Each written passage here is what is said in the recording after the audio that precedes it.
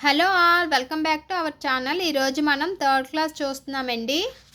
మనం ఆల్రెడీ 2 పాఠాలు అయితే చూసాము. ఇప్పుడు ఈరోజు 3వ పాఠం చూస్తాము. చూడండి, మనకి థర్డ్ క్లాస్లో 9 పాఠాలు అయితే ఉన్నాయి.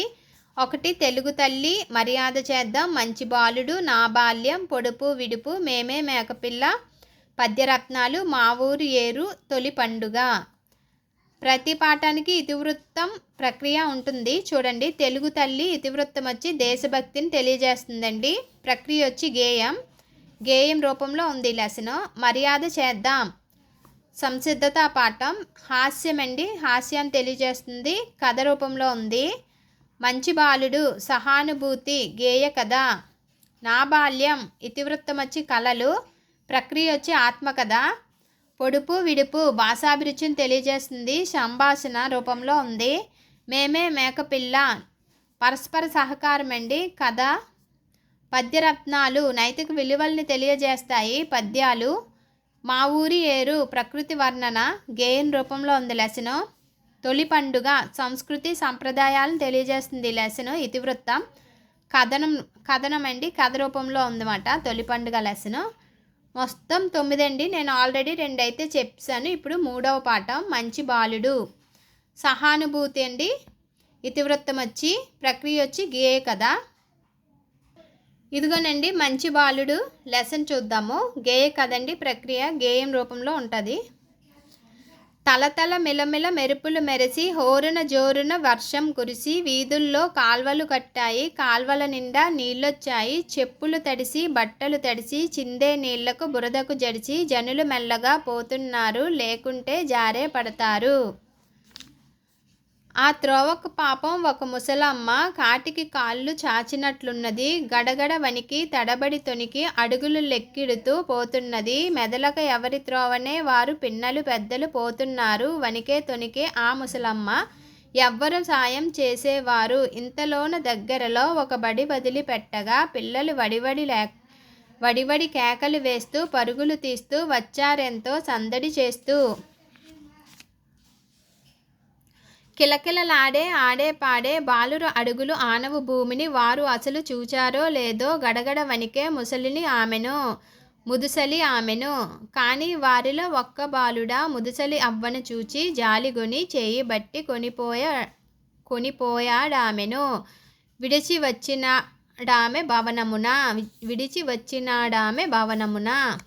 తిరిగి వచ్చి తన తోటి వారితో అన్నాడతడు, స్నేహితులారా, ఆ ముసలమ్మ కూడా మరి ఒకరికి అమ్మే అని ఆలోచించారా?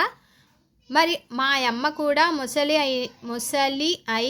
ముదుసలి అయినే దూరానెచ్చటో ఉన్నప్పుడు అవసరమందు ఆదుకొని దయతో సాయం చెయ్యొద్దా మరి ఒకడు? ఇది విని ప్రతి బాలుడు తన మనుమున సిగ్గుచెంది అనుకొన్నాడిట్లని, దుర్బలులకు సాయం చేయని ఎడ కొరగా దెందుకు మనుజుని మనుగడ.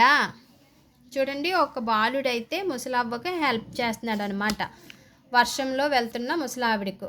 మనకి ఇతివృత్తం సహానుభూతి కదండి. ఇతివృత్తం అంటే ఈ లెసన్ దేన్ని తెలియజేస్తుంది? హెల్పింగ్ నేచర్ అనమాట, సహానుభూతి. అది ఇతివృత్తం అంటే ఏం తెలియజేస్తుంది అన్నది ఇతివృత్తం. ప్రక్రియ వచ్చి ఏ రూపంలో ఉంది లెసన్ అనేది తెలియజేస్తుంది. మనకి గేయం రూపంలో ఉంది లెసన్ అంతా, అందుకే గేయ కథ. ఈ 2 ఇంపార్టెంట్ గుర్తుపెట్టుకోవాలండి. పాఠం సారాంశం చూద్దాము.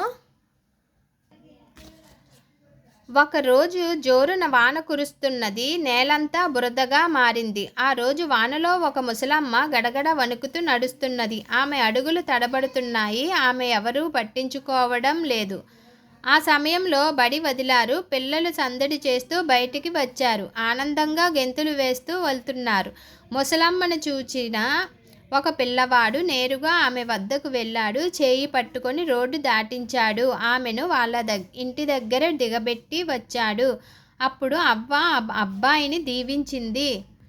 ఆ అబ్బాయి స్నేహితుల దగ్గరకు తిరిగి వచ్చాడు. అమ్మ ఎవరికైనా అమ్మే అన్నాడు. ఏదో ఒకరోజు మా అమ్మకు కూడా ఎవరో ఒక సాయం చెయ్యాలి కదా అన్నాడు. పిల్లలందరికీ అతను మాటలు నచ్చాయి. ముసలమ్మకు సాయం చేయనందుకు వారంతా సిగ్గుపడ్డారు. కష్టాల్లో ఉన్న వారికి సాయం చేయని మనిషి జీవితం వ్యర్థం అని వారు తెలుసుకున్నారు. అర్థాలు చూడండి పాఠానికి. వీధులు, బజారులు, జడిసి, భయపడి, జనులు, ప్రజలు, జనం, త్రోవ, దారి, వడి, వేగం, సాయం, సహాయం, ముదుసలి, ముసలి, జాలి, దయ, కొనిపోవు, తీసుకుపోవు, మనము, మనస్సు, దుర్బలులు, బలం లేనివారు, మనుజుడు, మనిషి, మనుగడ, జీవనం, జీవితం. చూడండి ఆలూరి బైరాగి గారు కవి పరిచయం. ఈ కథకి కవి పరిచయం ఎవరంటే ఆలూరి బైరాగి. 5, 11, 19, 25 నుంచి 9, 9, 1978 వరకు ఉన్నారు. 20వ శతాబ్దపు అగ్రశ్రేణి తెలుగు కవుల్లో ఒకరు. మానవుడి అస్తిత్వ వేదనని కవిత్వంగా వెలువరించారు. మానవుడి అస్తిత్వ వేదనని కవిత్వంగా వెలువరించారు. చీకటి మేడలు, నూతిలో గొంతుకలు, ఆగమగీతి, దివ్యభవనం ఆయన ప్రసిద్ధి రచనలు. చూడండి, చీకటి మేడలు, నూతిలో గొంతికలు, ఆగమగీతి, దివ్యభవనం ఆయన ప్రసిద్ధ రచనలు. బాలల కోసం చక్కటి గేయ కథలు రచించారు. కేంద్ర సాహిత్య అకాడమీ పురస్కారం పొందారు. చూడండి కవి పరిచయం. ప్రతి పాఠానికి మనకి ఈ మాసపు పాట, ఈ మాసపు కథ అని ఇస్తారండి. ఈ పాఠానికైతే ఈ మాసపు పాట చూడండి, కలపండి చేయి చెయ్యి అని ఇచ్చారు. కలపండి చేయి చేయి కలపండి, 10 మంది భుజం భుజం కలపండి, చేయి చేయి కలపండి. కొండరాళ్ళు పగులగొట్టి కోన చదును చేద్దాం, కోన వెంట దారి తీసి రహదారులు వేద్దాం. కొండరాళ్ళు పగులగొట్టి కోన చదును చేద్దాం, కోన వెంట దారి తీసి గోదారులు వేద్దాం. కొండ కోన లొంగదీసి కొల్లలు పండిద్దాం. కలపండి చేయి చేయి, మళ్ళీ పల్లవమాట, మళ్ళీ చరణం. పాడుకుంటూ పనిచేస్తే 10 మందికి లాహిరి, ఆడుకుంటూ పనిచేస్తే అనిపించదు చాకిరి. పాడుకుంటూ పనిచేస్తే 10 మందికి లాహిరి, ఆడుకుంటూ పనిచేస్తే అనిపించదు చాకిరి. కలకత్తా కాశ్మీరం, కాశీ కన్యాకుమారి, కలిపేస్తాం రైలు దారి, కానకోన రహదారి. మళ్ళీ కలపండి కలపండి చేయి చేయి, పల్లవన్నమాట అది. ఈ పాట రాసిన వాళ్ళు దేవులపల్లి వెంకటకృష్ణ శాస్త్రి గారు. 1, 11, 1897 నుంచి 24, 2, 1980 వరకు ఉన్నారు. ఇది ఇంపార్టెంట్ అండి. ఆధునిక తెలుగు కవిత్వంలో భావకవిత్వ యుగానికి తలుపులు తెరిచారు. ఆధునిక తెలుగు కవిత్వంలో భావకవిత్వ యుగానికి తలుపులు తెరిచారు.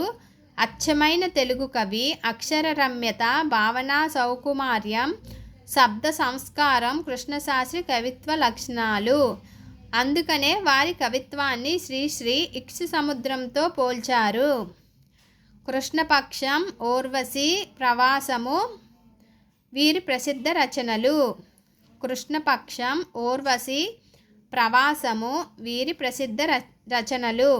పద్మభూషణ్ పురస్కారం అందుకున్నారు. శ్రీశ్రీ గారు ఇక్ష్సు సముద్రంతో పోల్చారంట ఇతని కవిత్వాన్ని ఇక్ష్సు సముద్రంతో. ఈ పాఠం యొక్క చూడండి, ఈ మాసపు పాట కదా ఇది. ఈ మాసపు కథ ఒకటి ఇస్తారండి. చూడండి, ఇక్కడ బావిలో నీళ్ళు అనే ఈ మాసపు కథ ఒకటి ఇచ్చారు, చూద్దాము. అక్బర్ స్థానంలో బీర్బల్ అనే మంత్రి ఉండేవాడు. అక్బర్ ఆస్థానంలో బీర్బల్ అనే మంత్రి ఉండేవాడు. ఆయన ఏ సమస్యనైనా తన తెలివితేటలతో సులువుగా పరిష్కరించేవాడు. చూడండి, ఇక్కడ అక్బర్ బీర్బల్ కథలు అని ఉంటుంది. అక్బర్ బీర్బల్ కథ. అక్బర్ ఆస్థానంలో బీర్బల్ అనే మంత్రి ఉండేవాడు. ఆయన ఏ సమస్యనైనా తన తెలివితేటలతో సులువుగా పరిష్కరించేవాడు. ఆ రాజ్యంలో ఒక జమీందారు ఉన్నాడు. అతను రైతుకి ఒక బావి అమ్మాడు. ఆ రైతు బావిలో నీళ్లు తోడుకోవడానికి వెళ్ళాడు. అప్పుడు జమీందారు రైతుని ఆపాడు. నేను నీకు బావిని అమ్మాను, కానీ అందులోని నీళ్లు అమ్మలేదు అని. అవి నావి. ఆ నీళ్లు కావాలంటే తగిన ధనం ఇచ్చి తోడుకో అన్నాడు. బావి అమ్మాడంట కానీ నీళ్ళు అమ్మలేదంట. ఆ నీరు అతనవంట. రైతుకు కోపం వచ్చింది. వారిద్దరి మధ్య గొడవ మొదలైంది. న్యాయం కోసం అక్బర్ ఆస్థానానికి వెళ్ళారు. అక్బర్ వారు చెప్పినదంతా విని బీర్బల్ వైపు చూశాడు. సమస్యను పరిష్కరించమన్నాడు. బీర్బల్ కొద్దిసేపు ఆలోచించాడు. జమీందారు వైపు చూసి ఇలా అన్నాడు, సరే, నువ్వు బావి ఒక్కటే అమ్మావు, నీళ్లు అమ్మలేదు కదా. జమీందారు సంతోషంగా అవును అన్నాడు. బీర్బల్ అడిగాడు, బావి రైతుదేనా? జమీందారు అవును అన్నాడు. బావి రైతుదేనా అన్నాడంట. బీర్బల్ అడిగాడంట, బావి రైతుదేనా అన్నాడు. అప్పుడు జమీందారు అన్నాడు, అవును అన్నాడు. సరే, రైతు బావిలో నీ నీళ్లు ఉన్నాయి, వెంటనే బావిలోని నీళ్ళన్నీ తోడుకొని వెళ్ళిపో, లేదా నీళ్లు పెట్టుకున్నందుకు రైతుకు అద్దె చెల్లించు అని తీర్మానించాడు. సరే, రైతు బావిలో నీ నీళ్లున్నాయి, నీరన్నీ తోడేసుకో, లేకపోతే నీ నీరు అందులో పెట్టుకున్నందుకు ఆ రైతుకు అద్దె చెల్లించు అని బీర్బల్ పరిష్కరించాడు సమస్య. జమీందారు ముఖం పాలిపోయింది. చేసిన తప్పుకు తలదించుకున్నాడు. రైతుని మోసం చేయాలనుకున్నందుకు తనను క్షమించమని అక్బర్ పాదుషాని వేడుకున్నాడు. రైతు సంతోషించాడు. అక్బర్ బీర్బల్ని అభినందించాడు. ఇదిగోనండి పిక్చర్ అయితే ఇది. నెక్స్ట్ లెసన్ మనకి నా బాల్యం అండి. నా బాల్యం నెక్స్ట్ వీడియోలో చూద్దాం. ఈ వీడియో నచ్చినట్లయితే లైక్ చేయండి. Bye friends.